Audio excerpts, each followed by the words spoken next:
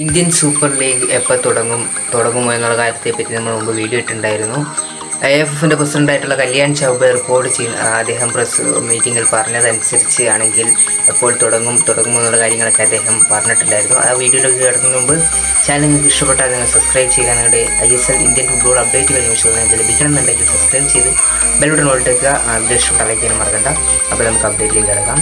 കല്യാൺ ചൗബെ പറയുന്നത് ഇങ്ങനെയാണ്: ISL നടക്കുമോ എന്നുള്ള ചോദ്യത്തിന് അദ്ദേഹം പറയുന്നത് ISL നടക്കും എന്ന് തന്നെയാണ്. അതിന് ഞാൻ ഉറപ്പ് തരുന്നു എന്നാണ് കല്യാൺ ചൗബെ പറഞ്ഞിട്ടുള്ളത്. പല വാഗ്ദാനങ്ങളും അദ്ദേഹം മുമ്പ് നൽകിയിട്ടുണ്ട്. അതിൽ ചിലതെല്ലാം അദ്ദേഹം പാലിച്ചിട്ടുണ്ട് എന്ന് തന്നെയാണ് പറയാനുള്ളത്. പക്ഷേ എല്ലാം തന്നെ അതിൽ നിന്ന് പാലിക്കാൻ കഴിഞ്ഞിട്ടില്ല. ഏതായാലും ISL നടക്കുമെന്നാണ് അദ്ദേഹം പറഞ്ഞിട്ടുള്ളത്. അത് എത്രമാത്രം പ്രാബല്യത്തിൽ വരും എന്നൊക്കെ നമുക്ക് കണ്ടു തന്നെ അറിയേണ്ടതാണ്.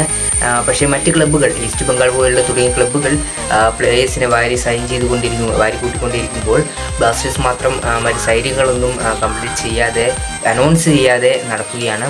സൈനികങ്ങൾ അല്ലെങ്കിൽ പ്ലേയേഴ്സിന് നോട്ടമിട്ടതായിട്ടുള്ള കാര്യങ്ങളൊന്നും അറിയാൻ സാധിക്കുന്നില്ല. ബിപിൻ സിംഗ് ബ്ലാസ്റ്റേഴ്സിലേക്ക് വരുമെന്ന് റൂമർ ഉണ്ടായിരുന്നെങ്കിൽ പോലും ബിപിൻ സിംഗിനെ ഈസ്റ്റ് ബംഗാൾ സ്വന്തമാക്കുന്ന കാഴ്ചകളൊക്കെ നമ്മൾ കണ്ടിരുന്നു. ശ്രീകുട്ടൻ്റെ കോൺട്രാക്റ്റ് എക്സ്റ്റൻഷൻ അല്ലാതെ പ്രത്യേകിച്ചൊന്നും സൈനികകൾ ബ്ലാസ്റ്റേഴ്സ് ചെയ്തതായിട്ടുള്ള സോഷ്യൽ മീഡിയയിലൊന്നും ബ്ലാസ്റ്റേഴ്സ് ഒഫീഷ്യലി അറിയിച്ച കാര്യങ്ങളൊന്നും നമുക്ക് കാണുവാനില്ല.